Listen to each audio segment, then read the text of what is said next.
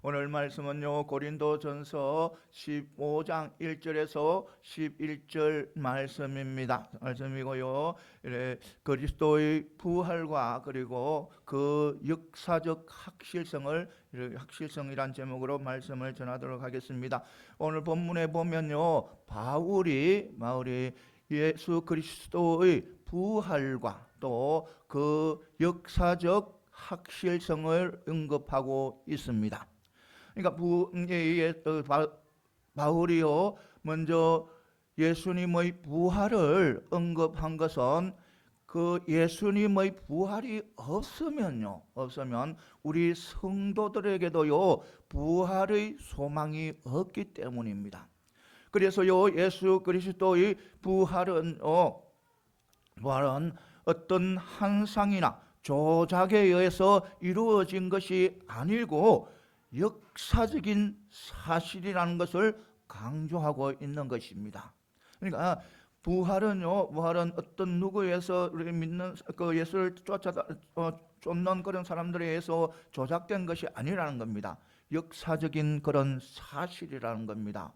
그것을 또 바울은 증명하기 위해서, 드러내주기 위해서 이래 세 가지를 이야기를 합니다. 먼저 보면요, 이 그리스도의 부활은 성경의 예언을 성취한 결과라는 겁니다. 성취의 결과로 나오는 겁니다.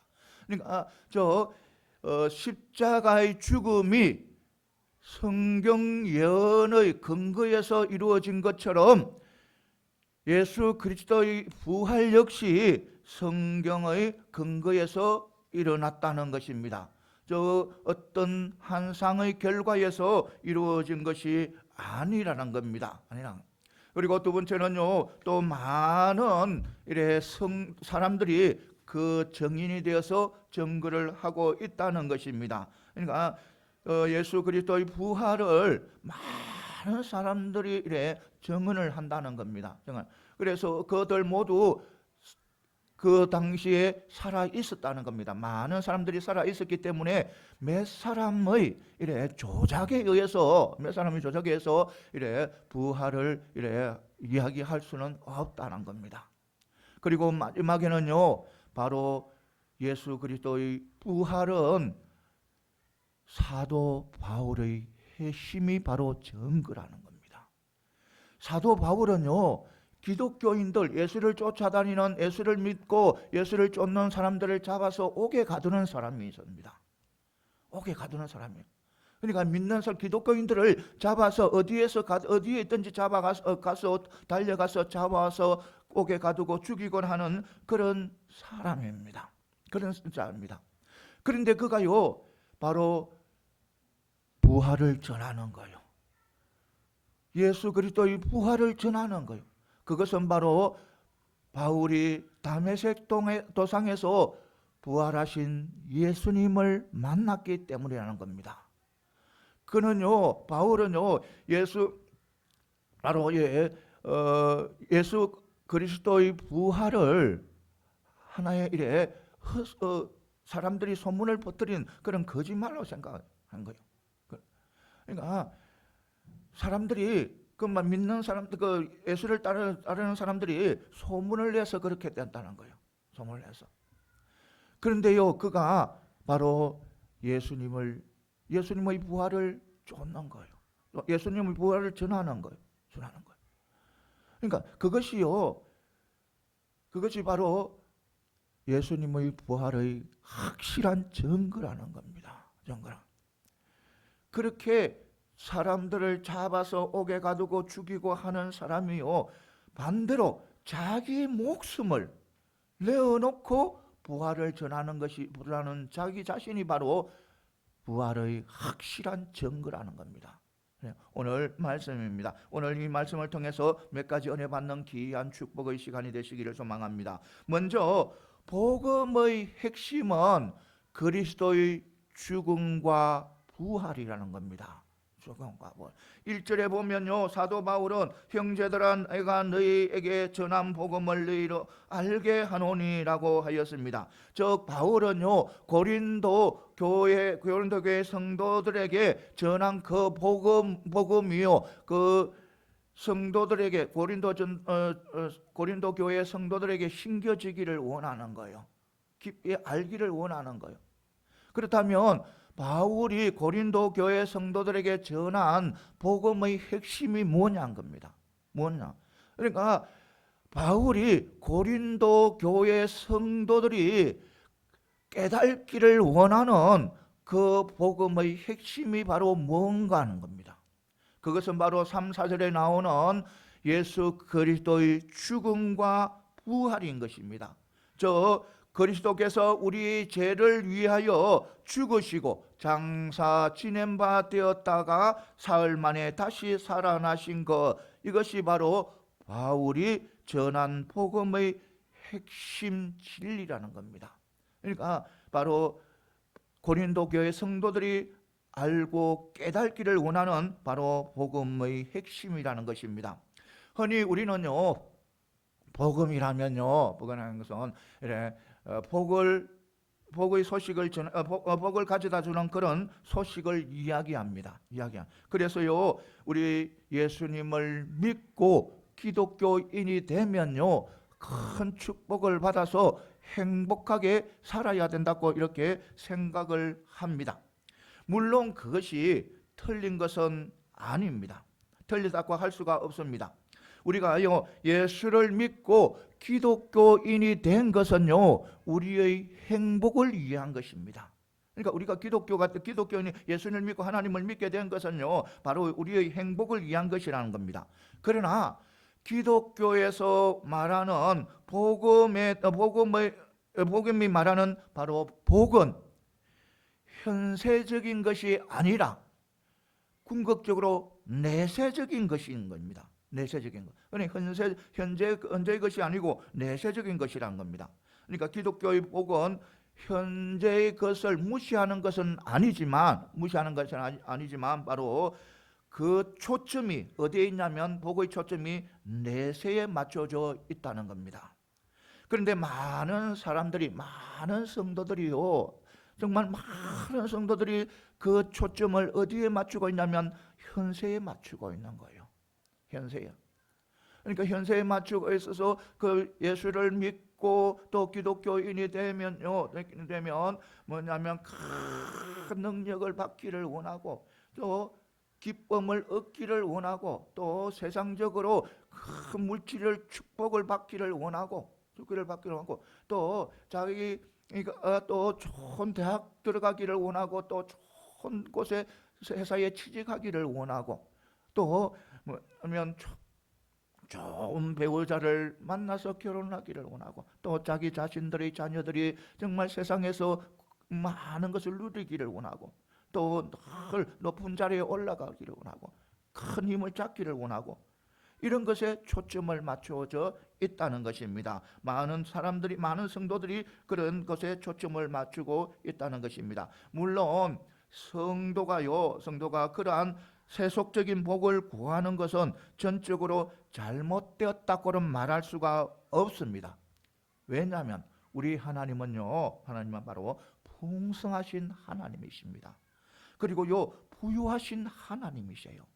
그리고 우리 하나님은요, 늘 이래 은혜 베풀기를 즐기는 그런 하나님이십니다. 하나님. 그래서 우리는요, 세속적인 것도요, 예수 그리스도 안에서 이 말씀 안에서 하나님이 주시는 풍성함을 누리는 것은 당연한 겁니다. 당연히 누려야 되는 거예요. 그러니까 세상적인 것을 멸시해서는 안 된다는 겁니다. 멸시 안 되고 우리 예수 그리스도 안에서 말씀 안에서 우리는 또 세상 것을 풍성함을 누려야 된다는 겁니다. 그것은 당연한 겁니다. 그러나 여러분, 우리 복음의 핵심은 예수님을 믿고 세상 것을 복을 받는다는 것을 받는데 있지 않는 거예요. 그리고 복음의 핵심은 세상의 복을 받는데 있지 않다는 겁니다. 있지 않고 바로 복음의 핵심은 예수 그리스도의 죽음과 부활에 있는 것입니다. 부활. 그러니까 우리 복음의 핵심은 예수의 죽음과 부활에 있는 거예요. 그러니까 우리 기독교는 죽음과 예수님의 십자가의 죽음과 부활이 있으면요, 부활이 없으면요, 우리 기독교는 필요가 없는 거예요. 세상 종교하고 똑같은 거예요. 그러니까 우리의 기독교의 복음의 핵심은 오직 예수 그리스도의 죽음과 부활인 것입니다. 부활이. 예수께서 우리 죄를 위해서 대신 죽으시고 또 하셨다는 것이 바로 복음의 핵심인 것입니다. 그래야 우리가 예수를 믿으며 죄 사함을 받고 또 마지막 때에 부활하여 영생 복락을 누리기 위해서 영생 복락에 들어가는 것이 바로 복음인 겁니다. 그리고 성경은요, 그 복을 누리기 위해서는요, 그래서는 바로 세상적인 어떤 고난도 감수할 수 있어야 한다고 이래 말씀하고 있는 것입니다. 그러므로 우리는 하나님께 이래 세속적인 복과는, 그러니까 하나님께 속한 그런 복도 구하되, 그러니까 세속적인 우리 하나님께 세속적인 복도 구해야 됩니다. 구하지 않으면 안 되는 거예요. 구하되 그것이요, 신앙의 목적이 되어서는 안 된다는, 목표가 되어서는 안 된다는 겁니다. 하나님께서 주신 이 세상의 축복을 누리는 것은 당연하는데 그것이 바로 뭐냐면 우리의 신앙의 목표가 되어서는 안 된다는 겁니다. 이것을 분명히 믿고 나가는 저와 여러분들이 다 되시기를 소망합니다. 우리는요, 복음의 핵심이 세속적인 복과는 거리가 있다는 사실을 알아야 합니다. 알아야 하죠. 우리의 구원을 위해서 그리스도의 죽음과 부활, 그리고 그로 말미암아 주어진 영생 복락이 복음의 핵심이라는 것을 우리는 반드시 알아야 한다는 겁니다. 그래야 우리는 복음과 그에게 주어지는 영생 복락을 위해서라면 어떤 세속적인 그런 축복도 내려놓을 수 있어야 된다는 겁니다. 그리고 복음을 위해서는 우리가 스스로 고난의 자리에 들어갈 수도 있어야 된다는 것입니다. 이것을 분명히 하시고 달려가는 저와 여러분들이 다 되시기를 소망합니다. 사랑하는 성도 여러분, 우리 복음의 핵심은 바로 예수 그리스도의 죽음과 부활이라는 것을 철저히 믿으시고 그 복을 다 받아 누리는 저와 여러분들이 다 되시기를 소망합니다. 또 두 번째는 그리스도의 죽음과 복음은 성경 예언의 성취인 것입니다. 성취. 이 3, 4절에 보면 사도 바울은 성경대로 그리스도께서 우리 죄를 위하여 죽으시고 장사 지낸 바 되었다가 성경대로 사흘 만에 다시 살아나사라고 하였습니다.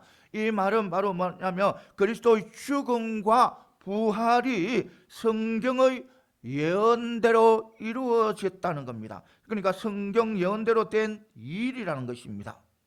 여기서 성경대로라는 것은 바로 뭐냐면 구약 성경의 예언대로라는 그런 의미입니다. 따라서 우리 본절 정확한 의미는 그리스도의 죽음과 부활이 이래 돌발적인 그런 하나의 일시적 그런 사건이 아니라 구약 성경에 예언되어졌던 것으로 그것이 그대로 이루어진다. 그러니까 성취되었다는 것입니다. 그렇습니다. 그리스도의 죽음과 부활은요, 이미 구약 성경에 자세히 예언되어져 있는 것입니다. 구약 성경에 보면은요, 그리스도의 죽음과 부활에 대해서 직접적으로 여러 곳에서 구약 성경의 여러 곳에서 이래 예언을 하고 있는 것입니다. 그러한 예언의 첫 번째 나오는 것이 바로 창세기 3장 15절 말씀이에요. 창세기 15장 그 말씀을 보면 하나님께서 말씀하시기를 내가 너를 여자와 원수되게 하고 또 너희 후손이 여자의 후손과 원수되게 하리니 여자의 후손이 너희 머리를 상하게 할 것이요 너는 그의 발 뒤꿈치를 상하게 할 것이라고 이렇게 예언하고 있는 것입니다. 여기에서 너는 하면 사단을 이야기하고, 여자의 후손은 예수 그리스도를 이야기하고, 또 발꿈치를 상하게 한다는 것은 바로 뭐냐면 예수 그리스도의 죽음을 이야기하고, 그리고 머리를 상하게 한다는 것은 바로 뭐냐면 예수 그리스도의 부활을 통해 가지고 되고 사단의 사망 권세를 깨뜨린 것을 의미한다는 것입니다. 그러니까 이 말씀처럼 구약 성경에는 예수 그리스도의 부활의 대한 예언이 많이 기록되어 있다는 겁니다. 시편 16편 10절에 뿐만 아니라 호세아 6장 2절에 또 스가랴 12장 10절 이런 곳에 참 다 기록되어 있는 거예요. 그리고 이사야 53장에서는 바로 그리스도의 순환과 죽음을 사실적으로 표현해 놨습니다. 이처럼요, 구약 성경의 많은 곳에 예수 그리스도의 부활에 대해서 예언을, 죽음과 부활에 대해서 이렇게 예언을 하신 것입니다. 이것은 그러면 무슨 의미입니까? 무슨 뜻입니까? 바로요, 예수님의 죽음과 부활은 사실이라는 겁니다. 바로 성경대로 예언되었다는 것입니다. 그러니까 성경대로 예언되어서 성취되었다는 것입니다.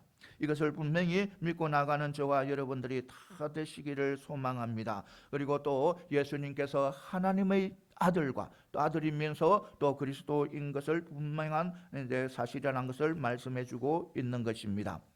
예수님의 부활 직후 예수의 부활을 허위인 것처럼 날조하는 유대 종교 지도자들의 음모 이래로, 그러니까 예수님이 부활하시고 그다음 그 부활하신 것을 허위라고 주장하는 그 종교 지도자들의 그 음모 이래로 2000년 동안 지금까지 계속해서 사단의 손아귀에 있는, 사단의 권세 안에 있는 자들은 항상 예수님의 죽음과 부활을 부인해 오고 있는 것입니다. 그러니까 우리 그리스도인들이, 그러니까 우리가 예수님을 믿지 못하도록, 그러니까 부활과 또 죽음과 부활을 믿지 못하도록 바로 사단의 음모인 것입니다. 우리가 보면 우리의 삶 곳곳에 우리가 예수 믿지 못하도록 사단이 올무를 놓은 것처럼 바로 예수님의 죽음과 부활을 통해서도 우리에게 많은 올무를 놓아둔 거예요. 예수님을 믿지 못하도록. 때로는 그들은 예수 죽음과 부활을 신화라고 하는 거예요. 사실이 아니라는 거예요. 그리고 예수님의 죽음은 돌발적이라는 거예요. 예수님은 하나님 그리스도가 아니라는 거예요.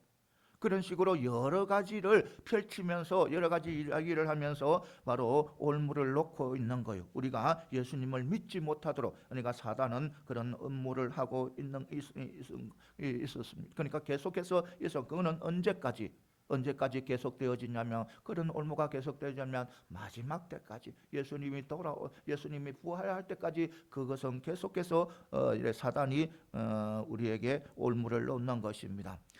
그러므로 사랑하는 성도 여러분, 우리는 그리스도의 죽음과 부활 사건이 구약 성경의 예언의 성취라는 것을 확실히 믿으시고 우리가 예수님께서 죽음을 이기시고 부활하신 것처럼 우리도 죽음을 이기고 생명의 부활에 참가하는 저와 여러분들이 다 되시기를 소망합니다.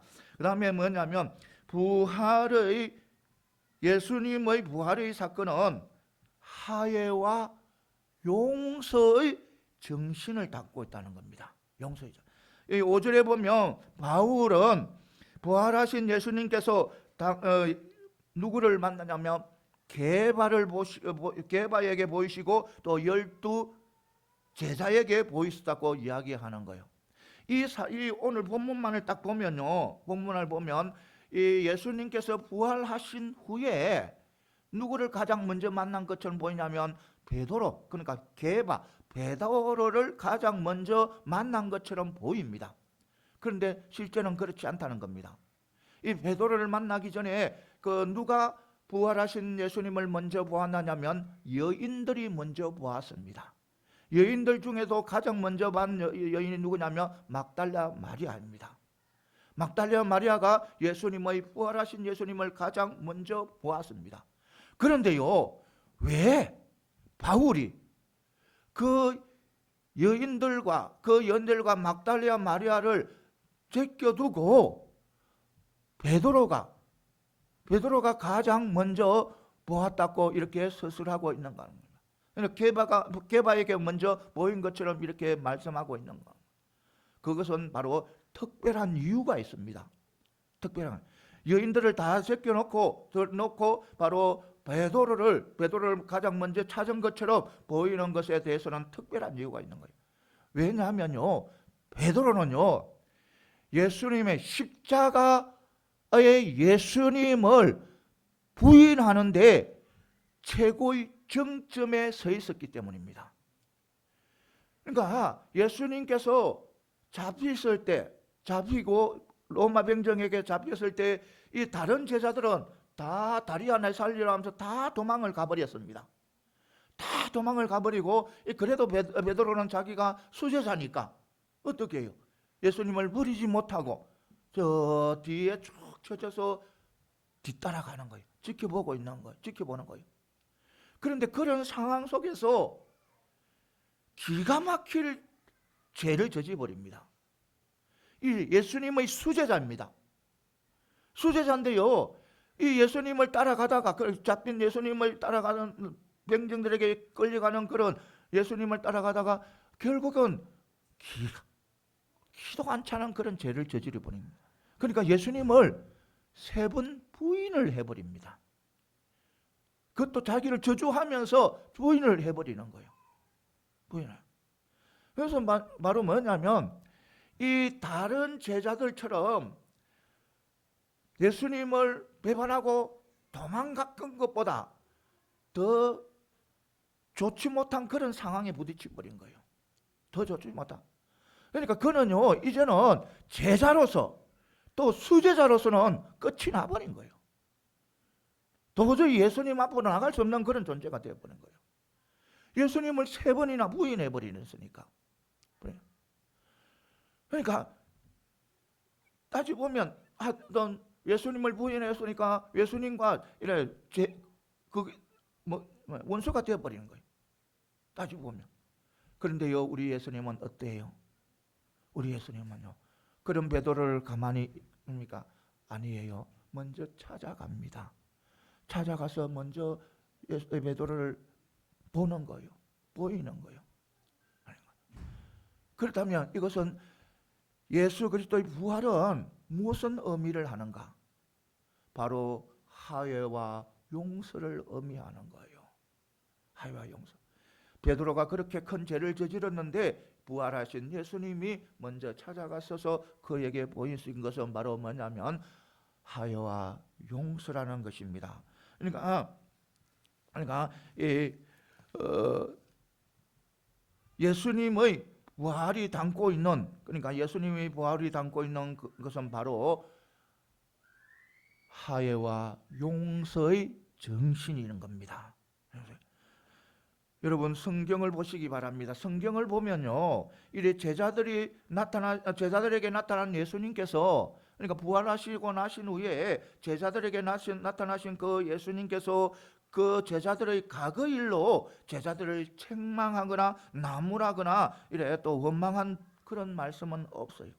물론 제자들이 부활 자체를 믿지 않을 때는 엄히 이래 책망도 하였습니다. 하지만 예수님을 배반했다는 사실로는 책망하거나 또 책임을 묻는 그런 말씀은 없습니다. 그런 말씀. 그러니까 바로 제자들을 책망하는 것이 아니라 또 책임을 묻는 것이 아니라 더 안심시키고 위로하고 또 사도의 직분을 회복시켜 주시는 거예요. 회복시키. 그러니까 다 도망가 버리고 사도의 직분까지 다 내팽개쳐버리고 다 도망거들을요 사도의 직분을 이래 바로 회복시켜 주시는 거예요. 이것이 바로 바울이 게바에게 또 게바를 언급하고 12제자를 언급하는 이유인 겁니다. 이것이 바로 그것을 알리는, 그러니까 부활이 화해와 용서라는 그런 의미를 알리는 것입니다. 그리고 난 후에 8절에 보면 또 누구를 만납니까? 바로 바울을 만난 거예요. 바울을 보면 맨 나중에 만삭되지 못하여 난 자 같은 나에게도 보이셨느니라 이렇게 말씀하고 있는 것입니다. 여러분, 이래 주님을 만나기 전 바울은 어떤 자였습니까? 회방자였습니다. 핍박자였습니다. 죄인 중에 괴수였습니다. 믿는 사람들을 잡아서 옥에 가두고 막 핍박하고 억압하는 그런 폭행자였습니다. 그런데 예수님께서요 바울을 만났는데 그에게 저주를 합니까? 또 원망을 합니까? 아니에요. 아니라. 그를 다메섹 도상에서 부활하신 예수님께서 바울을 만났을 때 뭐냐면 바로 화해와 용서의 메시지를 전하는 겁니다. 또 새로운 삶을, 복된 삶을 살아갈 수 있는 그런 길을 열어주신 것입니다. 그렇습니다. 사랑하는 성도 여러분, 기독교가 말하는 부활은 단순히 교리적인 것이 아닙니다. 또 미래적인 것도 아닙니다. 그것은 바로 무엇보다도 먼저 현재 화해와 용서를 말하는 겁니다. 성도 간에 가져야 할 바로 용서와 화해 정신을 말하는 겁니다. 사실요, 예수님의 부활은 성도 간의 화해와 용서를 이렇게 가르칠 뿐만 아니라 그 자체가 하나님이 그러니까 죄인들을 용서하신 사실에 대해서 확정입니다. 확정. 그러니까 하나님은 죄인들을요 용서하시고 또 용서하시고 화해하시기 위해서 그리스도를 화목 제물로 보내셔서 십자가에 죽게 하시고 또 그 그리스도를 죽음에서 일으켜 부활시킴으로써 그 사실을 확정하신 것입니다. 그러니까 부활이 바로 화해와 용서란 거예요. 그러니까 우리 하나님과 우리의 관계가 화해되고 그 다음에 하나님께서 우리를 용서하신다는 것을 바로 확정인 거예요. 부활이. 그렇다면 왜 바울이요 고린도 교회 성도들에게 이렇게 말씀하고 있는가? 왜? 그 이유가 뭐냐면 바로 고린도 교회 성도들이요 화해와 용서의 정신이 너무너무 부족한 거예요. 고린도 교회에서는요 모든 것이 풍성했습니다. 성령의 역사, 성령의 은사 정말 많았어요. 그런데요 성령의 역사와 은사는 너무너무 많은데 화해와 용서가 없으니 서로 자기들의 은사가 크다고 싸우는 거예요. 내 은사가 크다, 너 은사가 작아, 내 은사가 크다, 이렇게 서로 싸우고 있는 거예요. 서로 싸우고. 그러니까 화해와 용서의 정신이 없으니까 자기들에게 주어진 하나님께서 주신 그 은사를 가지고, 성령의 은사를 가지고 서로 자기를 내세우고 교만하게 되고 싸우고 다투고 있는 거예요. 그래서 바울이 복음으로 돌아가자고 외친 거예요. 그 복음이 바로 예수 그리스도의 부활인 거예요. 그리고 그 예수 그리스도의 부활 속에는 바로 화해와 용서가 내재되어 있다는 것을 바로 고린도 성도들에게 계속 주입을 하고 있는 것입니다. 그러므로 우리는 여기에서 생각할 것이 있습니다. 여러분, 아무리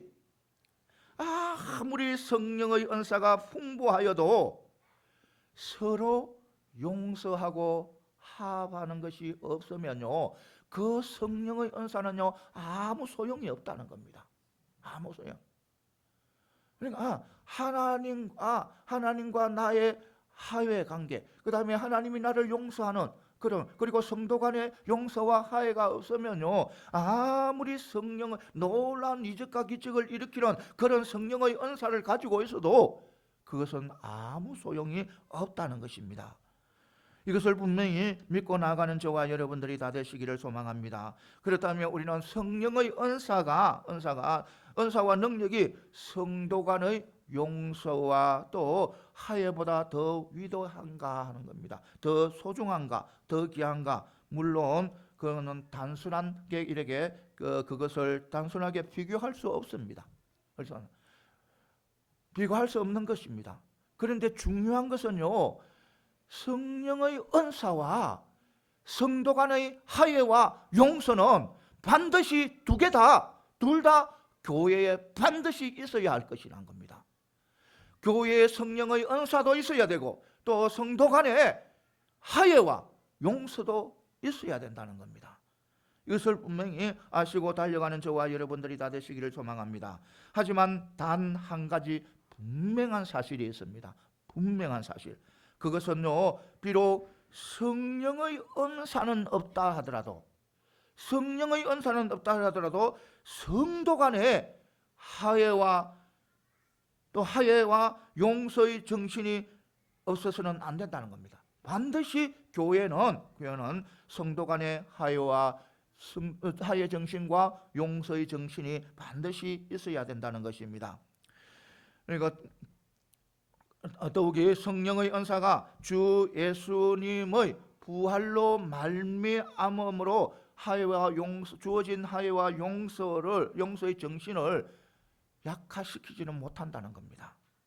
이것을 분명히 믿고 나아가는 저와 여러분들이 다 되시기를 소망합니다. 그래서 우리 모두는요, 부활의 신앙과 또 부활의 정신으로 무장해서 우리의 신앙의 핵심은 오직 십자가와 부활이라는 것, 이것을 철저히 믿으시기를 소망합니다. 그래, 우리 믿음의 백성이잖아요. 하나님의 백성이잖아요. 그런데 복음의 핵심은 바로 뭐냐면 십자가입니다.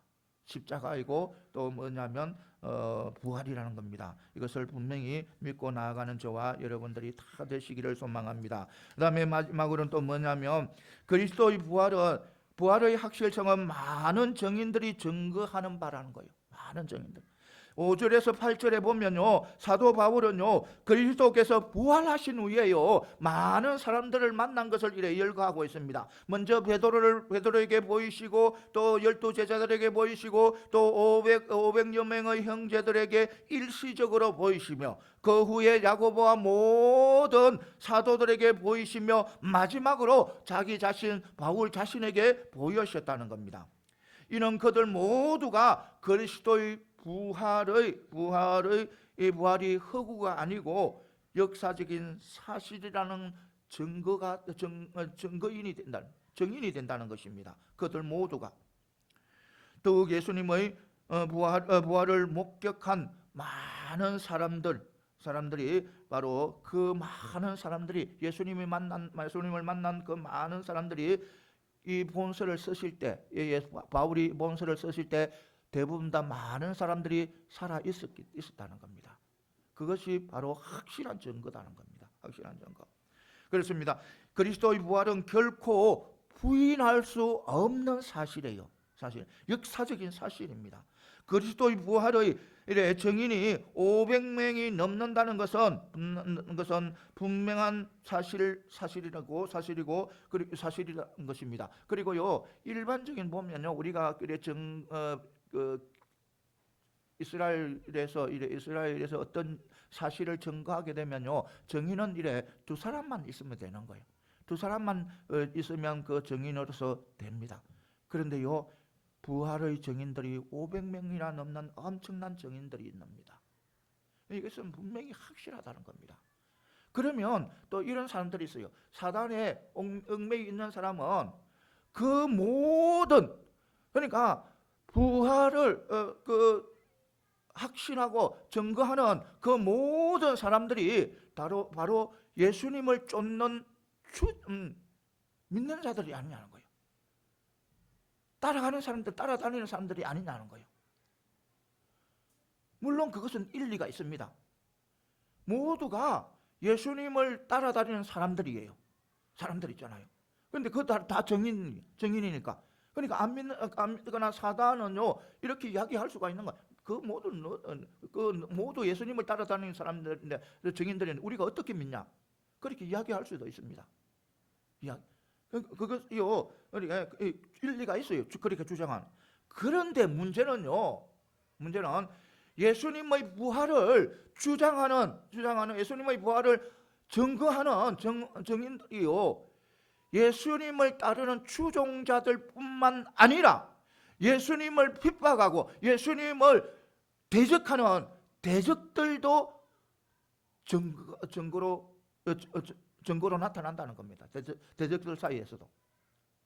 그러니까 마태복음 28장에 보면요, 부활 직후에 무덤을 지키던 경비원들이, 그러니까 무덤을 지키던 사람들이요, 누구에게 뛰어가냐면 대제사장에 뛰어가서 예수님의 부활을 알려요. 그러니까 이 대제사장은요, 진짜 그렇게 됐다면, 그것이 진짜라면 큰일이거든요. 완전히 이 이스라엘 사회가 완전히 뒤집어지는 그런 상황이거든요. 그래서 또 사단이 그 대제사장들에게 음모의 지혜를 준 것은 바로 뭐냐면, 그들을 바로 돈으로 매수합니다. 경비원들, 그 지키는 사람들을 돈으로 매수하는 거예요. 매수하여서 이 예수님의 시신을 예수 제자들이 훔쳐갔다고 소문을 내라는 거예요. 소문. 이것보다 더 확실한 증거가 되어 있습니까? 다시 말해서요, 예수님께서요, 로마 병정에 잡혀서 십자가에 매달립니다. 십자가에 매달려서 제9시에 목숨을 잃습니다. 숨이 끊어집니다. 숨이 끊어진 것을요, 다 로마 병정이 확인을 합니다. 다시 죽었나 안 죽었나 확인을 하고 니고데모가 가지고 있는 그 무덤에 예수님을 시신을 안치시킵니다. 그런데요, 유대 지도자들, 종교 지도자들, 대제사장들은요, 어떤 소리를 들었냐면 예수님이 살아계실 때 부활한다는 그 소리를, 예수님이 한다는 소리를 들은 거예요. 그래서 혹시라도 이 제자들이 예수님의 시신을 훔쳐서 가놓고 부활했다고 할까 싶어서, 그것을 막기 위해서요, 뭐냐면 이 대제사장들이요, 그 예수님이 같이 있는 시신이 있는 그 무덤에요, 힘센 장정들이 여러 명이 밀어야 겨우 밀 수 있는 엄청난 큰 돌을 그 무덤 앞에 놓아버리고요, 그것도요 부족해가지고 바로 파수꾼들을 세운 거예요. 파수꾼들을 훔쳐가는지 안 가는지 지켜보게 하는 거예요. 그런데요, 그 지켜보는 사람들이 예수님의 부활했다는 것을 알게 되는 거예요. 자동적으로 그 큰 돌이 아무도 미는데 안 돼 움직이니까 그들은 다리야 나살레라고 도망을 가버리고 어디로 뛰가냐면 대제사장에 들어가서 예수님이 부활했다고 알리는 거예요. 알리니까 이 대제사장들은 큰일 난 거예요. 그래서 음모를 꾸미는 거예요. 제자들이 예수님의 시신을 훔쳐갔다 하고 소문을 내라는 거예요. 그러니까 돈을 주고 매수를 한 거예요. 이것보다 큰 놀라운 사실이 없는 거, 증거가 없는 거예요. 사랑하는 성도 여러분, 우리 예수님의 죽음과 부활을 철저히 믿으시기 바랍니다. 이 예수님의 죽음의 부활은요, 자연을 넘어선 겁니다. 자연의 섭리를 넘어선 것이고 또 과거로 도저히 이해할 수 없는 사건이에요. 일이에요. 과거로요, 아무리 예수님의 부활을 연구해도 연구할 수 없는 것이 바로 예수님의 죽음과 부활이에요. 그러니까 예수님의 죽음과 부활은 전지전능하신 하나님 능력에서 바로 이루어지신 일이라는 겁니다. 사건이라는 겁니다. 이것을 반드시 믿고 나아가는 저와 여러분들이 다 되시기를 소망합니다. 그래서 우리 모두 예수님의 죽음과 부활을 철저히 믿고 그리고 예수님의 그 죽음과 부활, 사랑과 화해와 용서, 그 은혜를, 그 축복을 다 받아 누리는 저와 여러분들이 다 되시기를 소망합니다. 부활의 기쁨을 늘 누리는 저와 여러분들이 다 되시기를 소망합니다. 예, 기도드리겠습니다.